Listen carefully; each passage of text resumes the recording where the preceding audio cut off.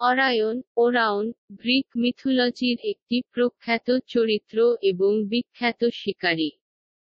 তার সম্পর্কে বিভিন্ন গল্প এবং কিংবদন্তি প্রচলিত রয়েছে। অরায়নকে নিয়ে কয়েকটি প্রধান মিথ রয়েছে, যা নিচে আলোচনা করা হলো।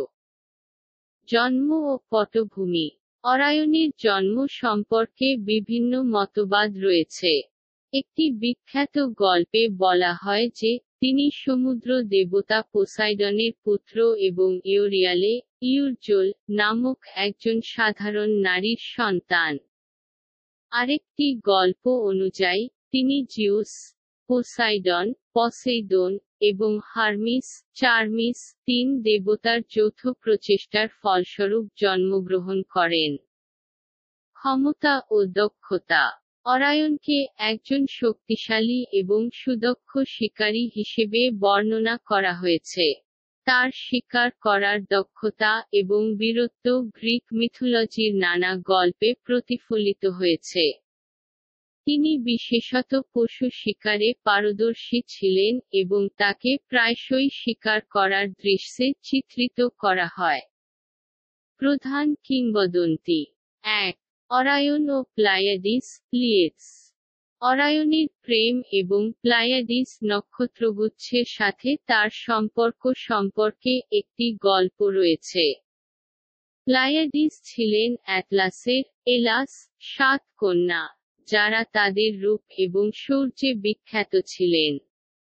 অরায়ন তাদের প্রেমে পড়ে এবং তাদের অনুগমন করেন, যা থেকে বাঁচতে তারা দেবতাদের সাহায্য প্রার্থনা করেন।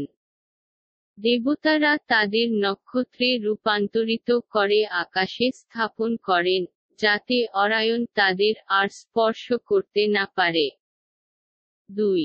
অরায়নের মৃত্যু। অরায়নের মৃত্যু সম্পর্কে বিভিন্ন মত রয়েছে। একটি গল্পে বলা হয় যে, আর্টেমিস দেবী, শিকার ও চন্দ্রের দেবী, তাকে ভুলবশত একটি তীর দ্বারা হত্যা করেন।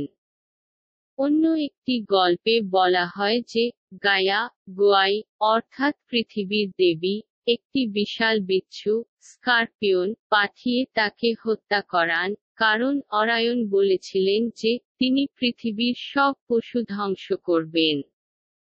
আকাশে অরায়ন।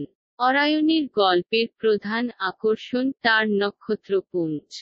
গ্রিক মিথোলজিতে অরায়নের মৃত্যুর পর তাকে আকাশে একটি নক্ষত্রপুঞ্জে রূপান্তরিত করা হয়, যা আজও অরায়ন নামে পরিচিত। অরায়নের নক্ষত্রপুঞ্জ শীতকালে উত্তর গোলার্ধের আকাশে সবচেয়ে উজ্জ্বল নক্ষত্রগুলির মধ্যে একটি।